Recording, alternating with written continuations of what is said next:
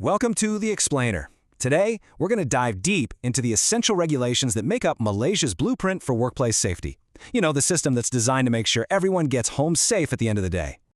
We're going to break this whole thing down into 5 straightforward parts. We'll start with the foundation, then talk about building the team, tackling some specific dangers you might not even think about, what to do when things go wrong, and then we'll wrap it all up by talking about why this matters so much. All right, let's kick things off with Section 1. Look, every solid building needs a blueprint, a master plan. And when it comes to keeping people safe at work in Malaysia, it all starts with one single, incredibly important piece of legislation. So, think of this act, OSHA 1994, as the Constitution for Workplace Safety. It's the big, overarching law that sets the stage for everything else.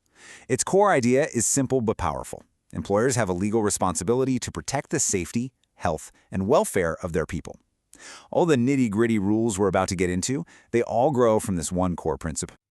So you've got this big law from 1994. But how does that actually turn into action on the factory floor or in the office? Well, that's where specific regulations come in. And the first key piece of the puzzle is all about building the team on the ground that's responsible for safety. Now, what's really cool about this is the way the team is structured.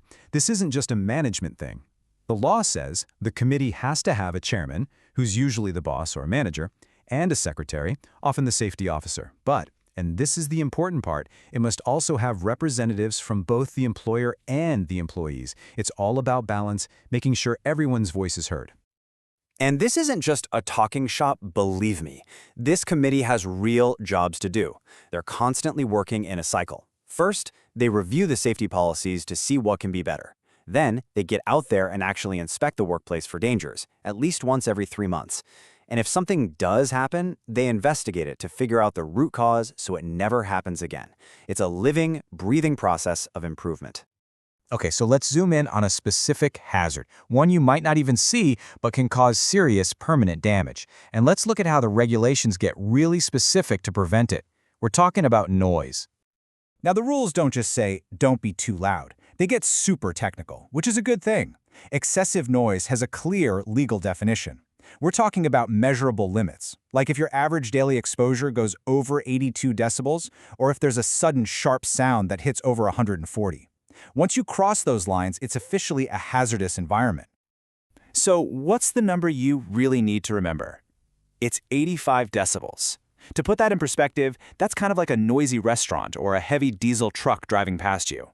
If the noise you're exposed to all day, every day for 8 hours, averages more than that, your employer is legally required to step in and do something to protect your hearing. And this is where this system gets really smart. It's not just about handing out earplugs. There's a hierarchy, a pecking order for solutions.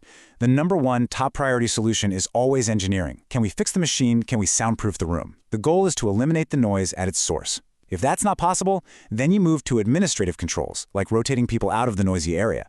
Only as an absolute last resort is the answer just to give people ear protection. You fix the problem, you don't just cover it up. So how do they know if any of this is actually working? Well, they test for it. They look for something called a standard threshold shift during hearing tests. It's a very specific medical way of saying your hearing has gotten worse at certain key frequencies. This is the hard data that proves whether or not the noise at work is causing real, measurable harm. Okay, but let's be realistic. Even with the best prevention in the world, things can still go wrong. So what happens then? Well, the framework has a really clear, structured plan for that too, and it's been in place since 2004. First off, the system is very particular about what you call things. An accident is when someone actually gets hurt. A dangerous occurrence is a scary near miss, like a crane collapsing, but luckily nobody was under it. And an occupational disease is an illness you get because of your work. Knowing which is super important because it changes what you have to do next. And if something serious happens, the clock starts ticking immediately. This timeline is not a suggestion. The employer has to notify the authorities forthwith. That's a legal term for right now. You pick up the phone, you send an email, whatever's fastest. Then you follow that up with a full, detailed written report within 7 days. It's a 2-step process to make sure help and investigators get there fast. And this part is absolutely critical. The law says you cannot disturb the scene of a serious accident. You can't move anything, you can't clean anything up. It's basically a crime scene. You have to preserve it so investigators can figure out exactly what happened. The only reasons to touch anything are to save someone's life or to stop things from getting even worse. So, we've talked about the committees, the specific rules for things like noise, and the protocols for when things go wrong. For our last section, let's just zoom out and connect all the dots. What does this all add up to, and why should it matter to you? When you boil it all down, the entire blueprint is built on a few really powerful ideas. 1.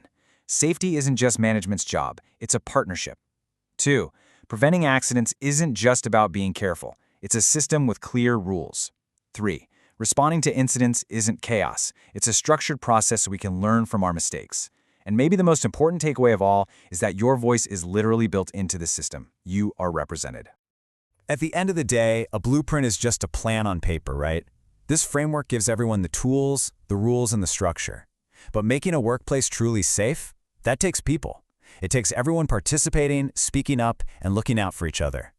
Thanks for joining us for this explainer.